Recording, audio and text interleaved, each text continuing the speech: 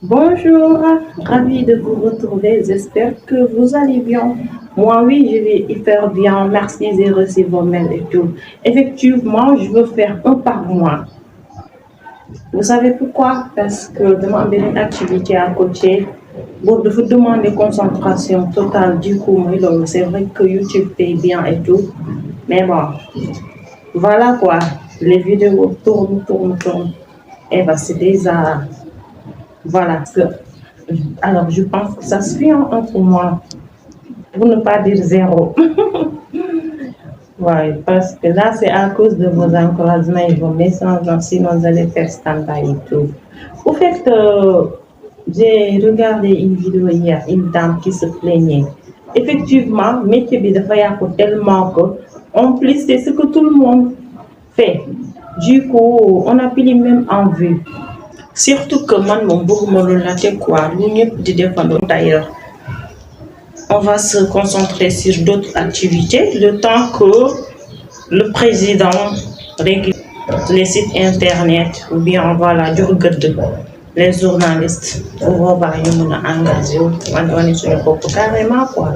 mais duñu nangu dem jàng te tarbiwu métier bi am si diplôme après voilà quoi c'est un peu cela rek mais je suis là idée yaa ngi fii et voilà quoi ñu ngi liggéey ci suuf.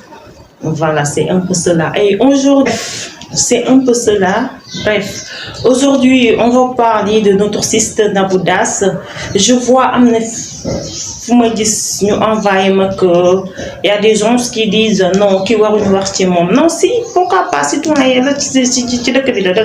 pourquoi pas, pourquoi pas, nit qui sont di ko suivre. Su fekkee ça va ou ça va pas, war nga ko xam. Du coup xanaa jàmbur sax bu soxlaa aide danga ko war a aider waxuma la nag koo xam ne que ça voilà quoi. Alors lu ma am tey pour wax ci Nabou Dash et que moom elle est une fille très intelligente mais hélas wax na ci ay live am ku tànnoon wax na ci benn live am ku doon tànn fooy juddoo bu boobaa rek doom neex yaayam. Voyez un peu. Des fois, Nabou Dash, elle est intelligente. D'autre part, tamit amna baax Nabou Dash amna luy nelaw ci mom baax. Mais au fait amul ku ko accompagner. Nit ku baax la mais nit ki li ñu naan amna benn waaraate kat je sais pas ma amna benn waaraate kat bu ma di c'est pas oustaz Adi xawma mu ne nit fi nga nekk. C'est-à-dire le milieu détermine l'homme. Nabou Dash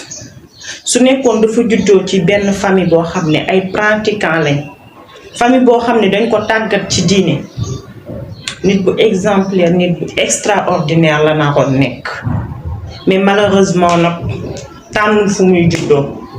d'accord. Elle est très fatiguée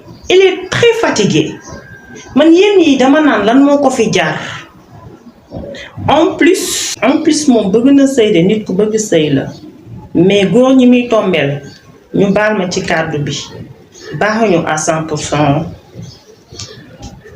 parce que Nabou Dash lu koy nax moom nee na que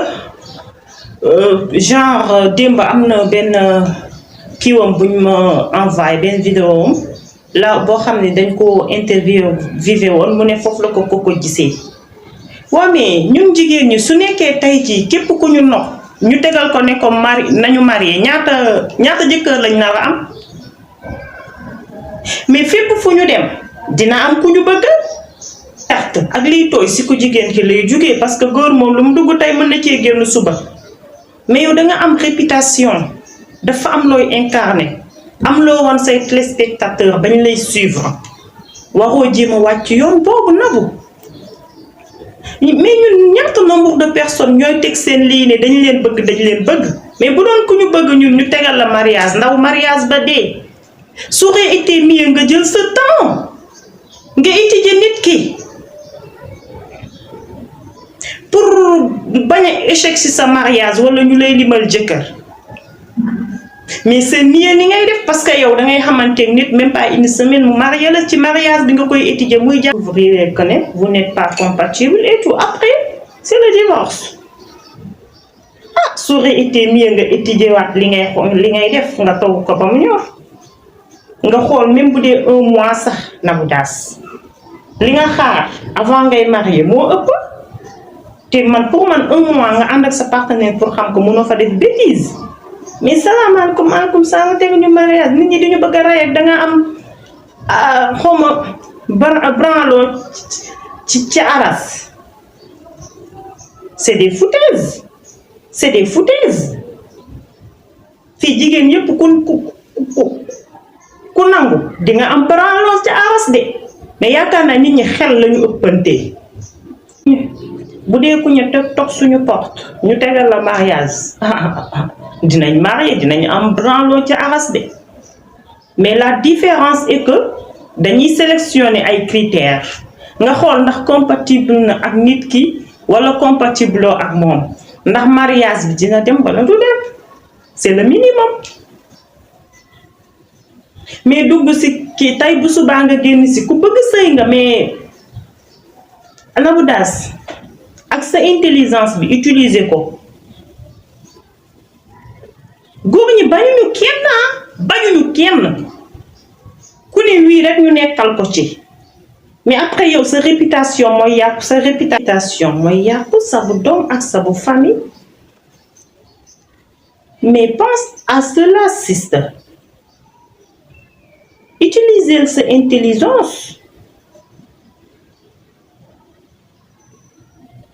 en plus yow nee nga yow da ngay wujje Nabou Dash nee nga yow amoo vie nee nga sa vie yëpp réseaux sociaux yi la yaa ko nee nga sa vie yëpp réseaux sociaux yi la amul dara lu ñuy nëbb mais yow sa wujju ba aduna daan baax xam nga lan lay xool saa yu xëyee lan mooy sama point fort deuxième femme lan mooy sama point fort wujju pour mën la jekku mais yow kele yooyu noonu soo ko nee fang ci réseaux sociaux yi sa wujju jekku la ne la allez dangay dem yow moom sa jëkkër yow kese moo la arrangé woon yàlla mayu la loolu peut-être yow yaa bëgg nekk deuxième femme ngay nekk léegi yow di ki nga fekk si dangay foog ne yow dangay ñëw ngay bâcler say astuce ni ngay sëyee ñëpp mu bàyyi la noonu ñun ni ñuy def ba jot vidéo ñoon la ñuy def même bu ñu jàngul benn saytaane muy jóge fële dagg vidéo bi envoyé ko mu xam say feem xam say dugg xam say génn fa lay jaar dangay able Nabou Dash utiliser sa mind bi sister on t'aime bien moo tax ñuy wax yow parce que suñu moroomu jigéen nga on veut te voir très heureuse même wax bu bëri bi amul sens mën nga nekk roi réseaux sociaux yëpp reine réseaux sociaux yëpp loolu yow la tu peux être la reine des réseaux sociaux loolu yow la concerné mais pense à ta santé ñi bind peut-être yaa leen ëpp intelligence ñi lay commenter fi nga jaaruñu fa ay vaurien des fois ay nit yu tekkiwul dara ñoo ñëw di commenter ñoo jaruñu tontu ñooñu warul tax nga mën a jël sa vie di ñu ko jox à 100% xamal li ngay jar yow nga reculer waat tuuti pour mieux sauter nga xam ni sa doom da laa soxla nga defaraat sa àdduna am na lu yee comme yaa ngi wax nit yi di la dégg comme ni nga ko waxee ci say live xam nga ni am nga luy nelaw ci kaw te intelligence am nga ko ku la yàgg a xool xam ne am nga intelligence am na luy nelaw sa kaw mais utiliser ko ci beneen manière ça doit te servir bu ñu waxee Nabou Dash nee na duma doomu diw c'est vrai que doo doomu diw waaye yàgg nga galeeru nous je me rappelle à l'âge de 14 ans laa la wax de soo yoree xaalis boo xam ne sa yaay joxu la ko te li doit des explications mais Nabou Dash teel nga am liberté Nabou Dash wër nga de tu as vécu tu as fait aventure c'est normal alors sister c'est très normal à l'âge de 30 ans nga am ay entreprise bi ngay jóg say moom jóguñoo parce que Sénégal fii suñu culture mooy dañuy surveiller seen doom yi et vous les parents vous êtes fautifs comment une fille âge Nabou Dash mën a yor yaayam xoolal lu muy fay appartement bu muy fay lu mu ne moom la defal yaayam yëpp te pourtant faute bi papaam la parce que papaam moo waroon yor yaayam mais sérieusement moom mi ngi doon expliquer ci benn live fam mu ne moom bëgg na sëy de Nabou Sister Nabou Dash bëgg na sëy parce que mi ngi naan cette fois-ci demuma fenn waaw sama yaay sëy bu ma amee problème ñëw wax ko au lieu mu encourager ma toog elle va me dire tu es jeune tu es belle mën nga am ku ko gën. est-ce que yaay bu baax bu bëgg a jàppale doomam loolu lay wax benn yaay bonu la mais gënante nañ quand même nañ ko waxtaanee est-ce que yaay bu bëgg a jàppale doomam mu sëy loolu la war a wax sa doom am problème ñëw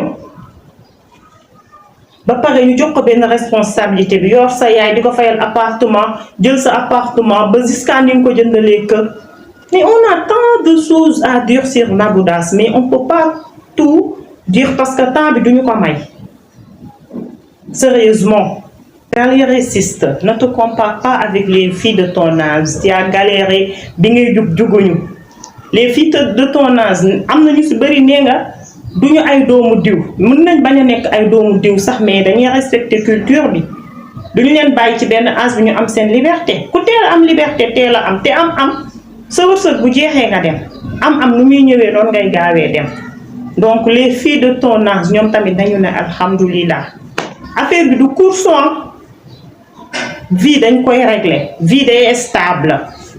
vie doo ko yàkkam ci yàlla moo ñu fi indi 9 mois suñu biiru yaay il a tout programmé et on doit des explications à personne même si on a des entreprises comme toi d'ailleurs on n'a pas besoin ñëw di ko wane di ko bâcler di wane papier noir sur blanc mais non on ne travaille pas pour les anges c'est pour nous defar suñu avenir. On est bien yow loolu nga opté ñeneen ñi opté nañ calme toog sérieusement donc le plus important pour moi est que sa entourage nañ la jàppale. Je vais venir un peu sur le cas de ta Fatou ñun say téléspectateurs ñooy gis la majeure partie conseillé nañ la ne même si xale la comme ni nga ko waxee c'est une gamine mais sama maam nee na xale bu naree baax bu nekkee xale nga koy xam doomu aadama bu naree baax bu nekkee xale nga koy xam affaire hypocrisie dëgg la doxal.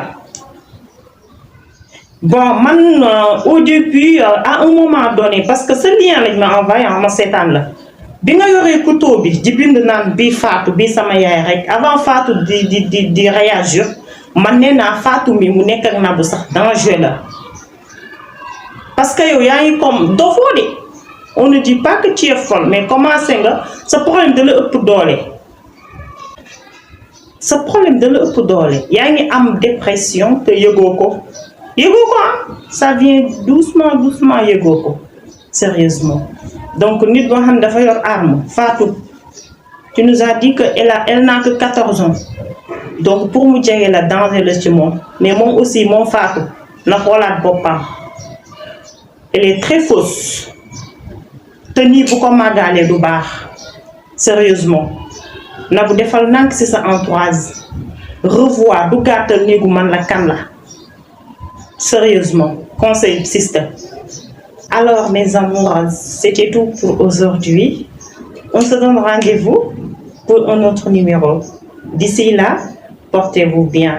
Avant de vous dire au revoir, je vous remercie autant que vous êtes. Man ak yéen histoire d'amour là. Je vous porte ici zéro stress. D'accord? Nank mola rek dara metti wu fi.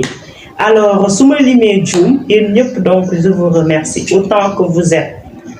Lady Oumy maa ngi lay remercier ci bopp bi sérieusement Moussa Tra maa ngi lay remercier ci robe bi bëgguma lim daal sérieusement bëgguma lim su ma limee dina am ñu ma fàtte te du may bëgg loolu donc au revoir.